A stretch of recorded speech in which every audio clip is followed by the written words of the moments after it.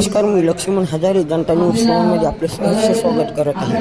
महाविकास आघाडीची संयुक्त पत्रकार परिषद कल्याण या ठिकाणी भिवंडीचे लोकप्रिय उमेदवार बाळामामा व कल्याण मतदारसंघाचे लोकप्रिय उमेदवार वैशाली दरेकर राणे यांनी संयुक्त पत्रकार परिषद घेऊन मोदीच्या उमेदवारावर जोरदार हल्ला केला व जनतेचे प्रश्न काय आहेत हे पण आम्हाला समजले पाहिजे असे म्हणाले।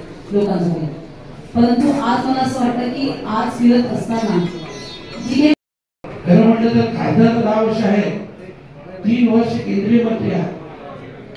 केंद्रीय मंत्री असताना तुम्ही हे करू शकत नाही आणि मी सगळ्या पत्रकारांना एक विनंती करतो, कपिल पाटील एवढे केंद्रीय मंत्री आहेत, खूप हुशार आहे, त्यांना फक्त एवढे विचारा तुम्ही एक खासदार म्हणून काय काम केलं,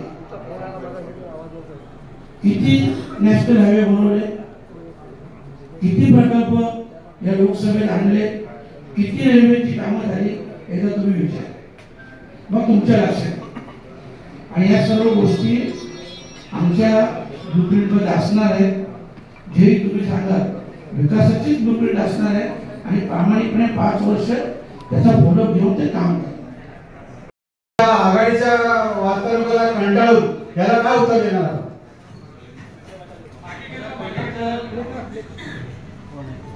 भिवंडी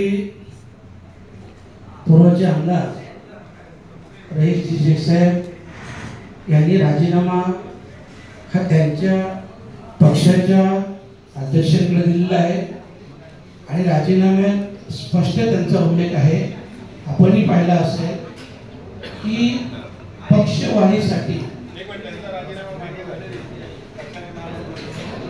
त्यांनी असा पण जो केला होता तो त्यांनी सांगितलं होतं की पक्षवाढीसाठी त्यांनी काही सूचना केल्या आहेत आणि त्या सूचना ह्या वस्तू मागे खासदार डॉक्टर, परंतु त्यांनी मेडिकल कॉलेज तर म्हणजे एक आपण म्हणू की आपल्यासाठी एक मानाचा तुरा असू शकतो किंवा मेडिकल कॉलेज ओपन केलंय गव्हर्नमेंटचं आणि त्यामुळे अनेक इथले विद्यार्थ्यांना तिथे ऍडमिशन मिळेल आणि मुले शिकतील, परंतु आमच्या इथे आरोग्य व्यवस्था बोंबलेली आहे। आमचे जे गव्हर्नमेंटचे म्हणजे म्युन्सिपालिटीचे म्हणा किंवा जे हॉस्पिटल्स आहेत त्यांचीच अवस्था एवढी वाईट आहे की त्या ठिकाणी लोकांना इंजेक्शन पण काय काय वेळेला अवेलेबल होत नाही, काय काय रेबीजचं इंजेक्शन मिळत नाही। ही अवस्था KDMCच्या किंवा आपल्या उल्हासनगरच्या किंवा कळव्यात तर काय माणसांची प्रेतच आपण बघितले, इतकं दुर्दैव आहे आपलं।